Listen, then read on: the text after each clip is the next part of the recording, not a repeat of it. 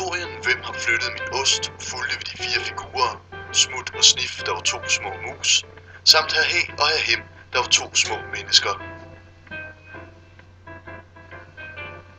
De levede for at finde netop deres ost i labyrinten, og på hver deres måde ledte de i labyrinten, indtil de en dag fandt netop deres ost. Men så en dag var osten forsvundet. Snif og Smut tog en hurtig beslutning og forlod de trygge rammer for at søge efter ny ost ude i labyrinten. Hr. Hæ var fristet, men følte sig usikker, hvis der ikke var nogen, der støttede ham, så han valgte tøvende at blive i den osteløse situation. Hr. Hem var af den klare overbevisning, at nogen havde stjålet hans ost, så han fandt det kun rimeligt, at nogen afleverede osten tilbage. Han skulle i hvert fald ikke ud i labyrinten en gang til. Lad os gå ind i labyrinten og se nærmere på vores 4 venner.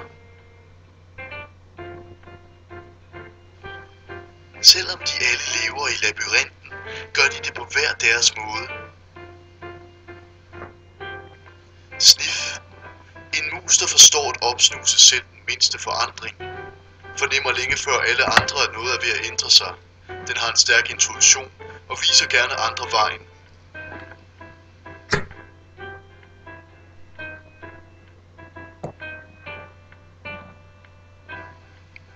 Smut.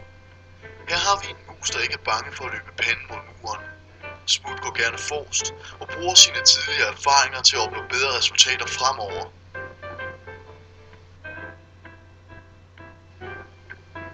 Hr. Hem. Ja, vi kan i hvert fald sige, at Hr. Hem nok skal sikre, at der er orden i sagerne. Kan nok virke lidt bøs på de fleste og holder sig da også helst for sig selv. Hr. Hem oplever forandring som noget ubehageligt, der er sat i verden alene for at genere ham. Hvis han fik muligheden for det, lød han allerhelst som om, der ikke var sket noget i verden, så længe han kunne huske. Hr. Hæ. En lille mand, der gerne vil, men som har brug for nogen at støtte sig til. Hvis Hr. Hæ får mulighed for det, er der faktisk et stort potentiale, der venter på at blive brugt. Men Hr. Hæ har brug for andre, ellers fungerer han ikke optimalt. Lad os se lidt på deres adfærd. For musene Snif og Smut er der en typisk rolig og afklaret adfærd, der viser 2 mus, som hviler i sig selv. De lever med forandringerne og tilpasser sig den verden, de lever i. For dem er der ikke det store behov for at vise omverdenen, hvordan de ønsker, den skal se ud. Hr. Hem bliver nok let opfattet som en lidt gnavende mand. Han viser ikke de store følelser, når bare tingene kører, som de plejer. Forstyrrer nogen ham, reagerer han ved at lukke i. Han betragter verden med en vis mistro.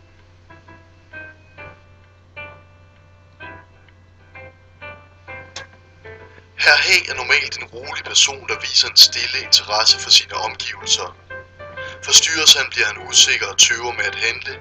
Opmuntres han, vil han forsøge at bevæge sig ud i det ukendte, men han har brug for succesoplevelser for ikke at trække sig tilbage.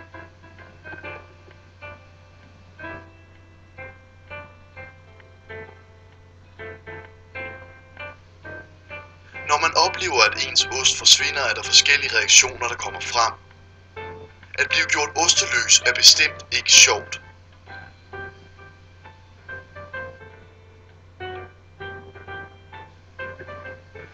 Snif er musen, der reagerer faktisk, inden der er noget at reagere overfor. For Snif er det vigtigt at være konstant opmærksom. Derfor er en forandring blot en naturlig del af Snifs måde at være på. For Smut forholder det sig ikke meget anderledes. Ganske vist ser den ikke forandringen, før den er der. Til gengæld reagerer den lynhurtigt og handler nærmest per instinkt. Når Smuts verden er truet, vælger den at foretage sig noget frem for at forblive i den osteløse situation. Det vil altid være de andres skyld.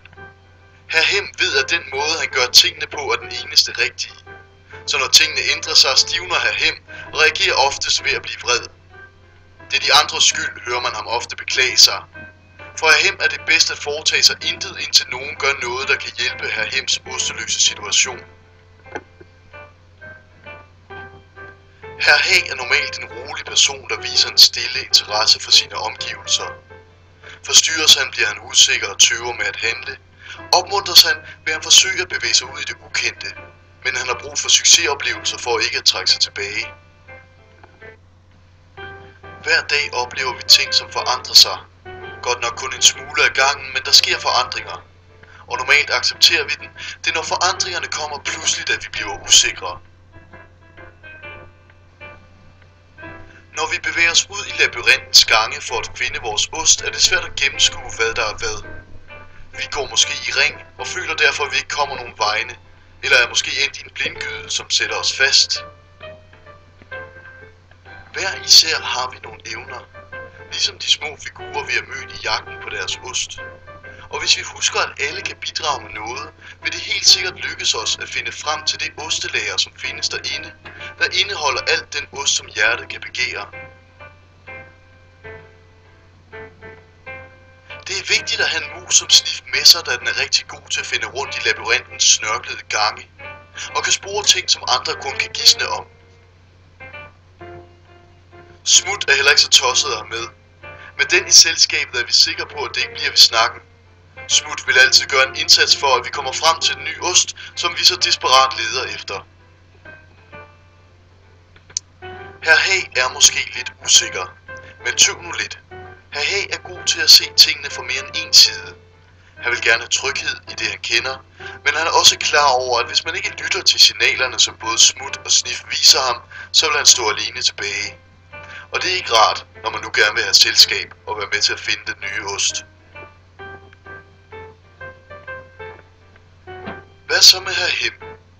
Ja, indrømmet, han kan godt virke stiv og utilnærmelig. Men måske er det blot en skal for en meget stor usikkerhed over, hvad han skal gøre. Herr Hem har brug for nogen, der har tid og forståelse for hans utryghed. Han skal opleve forandring i små bidder, så skal han nok flytte sig.